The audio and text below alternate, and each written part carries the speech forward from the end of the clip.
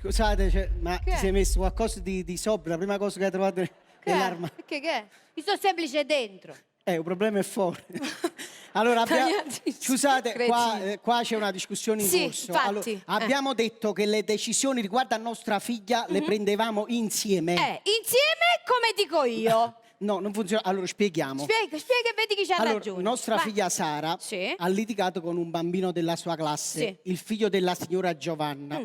Mo tu, da genitore, che fai? Devo andare a picchiare signora Giovanna. Ma no, Ma è facile, che no, tu, no. Come no? Tu devi stare al di sopra. Io sopra e lei sotto. È come di sangue. Non va bene. Sara deve imparare a difendersi da sola. Vabbè, questo è vero. Ma c'ha ragione. Questa figlia si deve imparare a difendersi da sola. Io poi subito mi innervosisco. Subito parto da quarto. Arrivate Garibaldi. Io mi devo calmare, basta. Io mo mi calmo. E così devi fare. E per calmarmi devo andare a picchiare signora Giovanna. Ma no, dove... Ma che ci mette a far cadere due denti da bocca a uno? Un minuto e torno. Allora, innanzitutto con la violenza non si ottiene mai niente. E poi sai come va a finire? No. Con il marito della signora Giovanna e fa cadere a me rienda a bocca. Allora, perché tu non mi capisci, quello mi capisce, ok?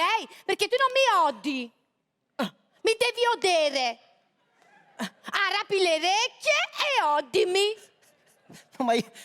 Ma io ti odo. Ti schifo e ti odo quando parla così. Allora, il fatto che è successo è grave. Ma che grave? È gravissimo. Cioè non è successo niente, no. niente di grave. Il bambino ha avuto il coraggio di andare vicino a nostra figlia e di dire questo giocattolo è mio perché io sono maschio e comando io. E questo non è che...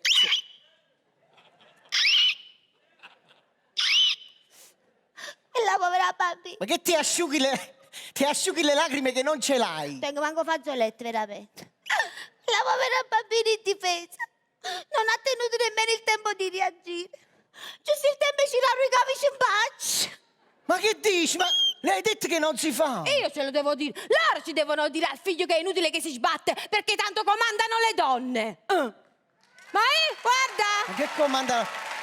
Ma che applaudi? Che ragionamento è? Comandano le donne? Mica sempre. Dipende. Ma perché a casa nostra comandi tu? Allora non devo picchiare, signora Giovanni, Ha già fatto a te. Allora, da quando è mondo hanno sempre comandato le donne, da Adamo ed Eva. La sai la storia di Adamo ed Eva, tu? Ma certo che la so. Allora, visto che non la sai, mo te la conto io. Ok. Ma per raccontare la storia si deve truccare. Che ti posi lo specchietto che non ce l'ha? Veramente tengo anche zizzi. Allora, il genere umano, vedete se vi trovate, il genere umano discende da Adamo ed Eva. No, discende dalle scimmie. No, che è la famiglia tua. Io sto parlando in generale. Adamo ed Eva che vivevano in questo paradiso terrestre pieno di alberi di frutta, dove c'era l'aranceta, l'uliveta. E la pereta. No, che le sordo. È sempre la famiglia, tu ti devi mettere in mezzo, poi dici che io so. Ma non si chiamano Zitto. così. Adamo ed Eva camminavano in questo paradiso terrestre coperti solo da foglie di fico. Che rida fa? Che rida fa?